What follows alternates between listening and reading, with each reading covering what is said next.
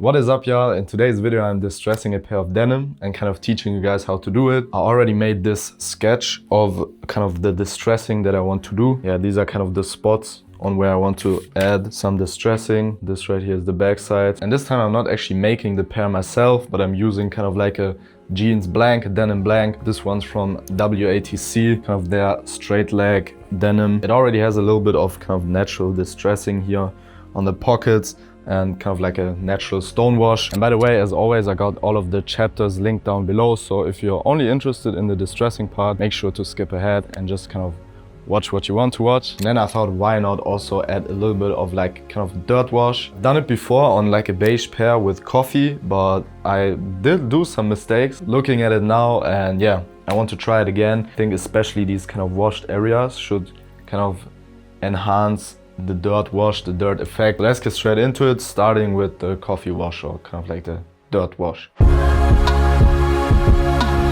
Alright, so the last time I was doing it, I was putting the dry coffee powder onto the pants and then kind of sprayed it with like a spray bottle. The way I'm trying it out now and doing it now, which I assume would work better, is by kind of directly applying the kind of coffee mixture. But essentially what I'm trying here is to basically recreate mud. And I'm also using hot water this time so the coffee can actually kind of brew and develop. And this should definitely intensify like the coloring, in my theory. And now I'm literally taking some of my coffee mud and I don't know, let's just rub it in.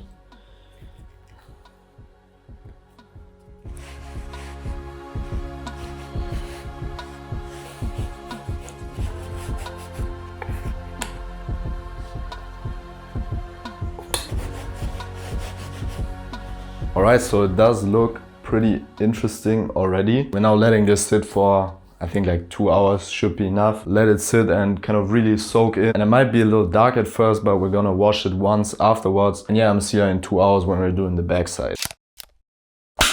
Alright, so 2 hours are now passed. The coffee is now pretty much dry. It's like really dry. So I'm just going to take this vacuum right here.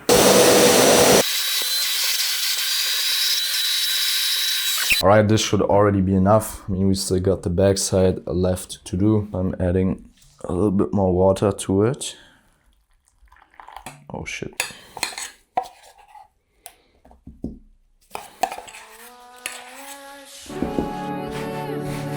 Alright, so now you know the game, you know the deal. We'll let it sit for 2 more hours. And yeah, then we should be able to get all of the coffee off of it and get to distressing. And then after distressing we can wash it, which will kind of already develop the distressing, as well as kind of getting the rest of the coffee out.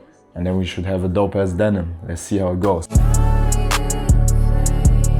Alright, so it is now the next day and we're outside. It's hot as f, it's sunny as f, that's why I'm wearing these shades. But yeah, essentially distressing just creates a lot of dust. If you're doing it in your room will really get dusty afterwards. And that's why whenever I'm distressing, I like to just do it outside or do it in the basement. Definitely make sure to have a vacuum cleaner nearby. I'm going to show you guys 4 different methods of distressing today. First up, we are using some sandpaper. I mean, you probably even have sandpaper at home. And this is really a simple beginner way of distressing, I would say. Next up, we got a basic blade as well as some tweezers. And I'll explain it in detail later when we're actually doing it. Then you can also use a metal brush. And I haven't actually used it before, but I've seen it a bunch of times online and I wanted to try it out. So I'm going to try it out in this video for you guys. And last but not least, we also got a Dremel, which is kind of like a rotary grinder tool.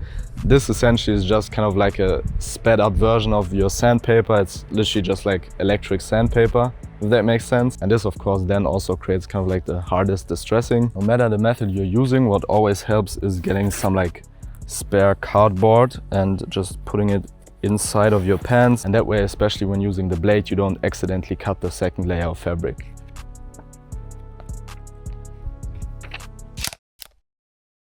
Distressing with sandpaper is pretty much the most beginner and budget-friendly option. Sandpaper comes in many different grids, and when using finer sandpaper you of course get a more subtle distressing, while rough sandpaper leads to more distressing. What you basically want to do is just rub the areas you want to be distressed in a back and forth or even an up and down motion, and also apply some pressure. For my design I'm using sandpaper for these smaller distressings in the thigh area. Using a steel brush is pretty similar to sandpaper, I would say. The only real difference I notice is that the long strands of the brush sort of pull out the threads every now and then, which creates a generally softer and more fluffy distressing. A blade and tweezers is how you can achieve these holes with these loose horizontal threads that you see on a lot of denim. You want to start by either cutting your area of choice multiple times horizontally, or you just place a cut at the top as well as the bottom of your area. If you take a look at how denim is woven, you can see that this just cuts the vertical threads of your denim and should leave the horizontal ones connected. With your tweezers you can now separate all of the horizontal threads and kind of pull them out and remove the leftover vertical threads. This method definitely takes some time, but the end result is pretty dope in my opinion. Distressing with a rotary grinder is the more advanced option out of these four. It's essentially just electrical sandpaper and can create deep and heavy distressing with little to no effort. The drawback here is that this method comes with less control and less precision. I mainly use the Dremel if I want to distress large areas or quickly want to go over some spots. My advice here is to always keep your hands on the on-off switch, so if something goes wrong you can kind of quickly turn off the device. Of course you should always start slowly and be careful with tools like this. I wouldn't say there's one method that stands out when it comes to distressing, and I think you can actually achieve the best results when kind of combining multiple of these techniques, just how I'm doing it on my own pair right here.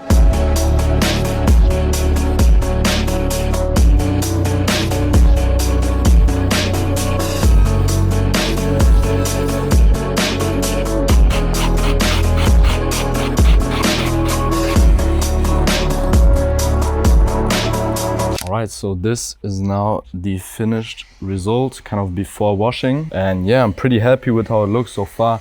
And by the way, if you're not quite happy with the result before washing the denim, don't worry, it will literally kind of change and develop with washing. And right now it looks kind of raw. I mean, if you don't want to wash it, it will still develop like over time. The washing just kind of speeds up the developing process a little bit and kind of tumbles all of the loose threads and distresses the denim even further, if that makes sense. I'm super excited to actually see how much of this kind of dirt effect will wash out and how much will stay. So let's put them in a washing machine on, yeah, just like an easy care, cold washing circle, no washing detergent, since you're really not supposed to wash denim. But yeah, I have to do it for like the coffee dye because I can't like sit down with those. Alright, well, the pair of jeans is out of the washing machine and completely dry, mostly dry. Let's just put it on immediately. You can see it on screen right now, but most of the kind of coffee actually washed out. I did expect the coffee to be, or like the dirt wash to be a little bit more dark. I definitely expected it, but nonetheless, I don't mind how it came out. Like, I'm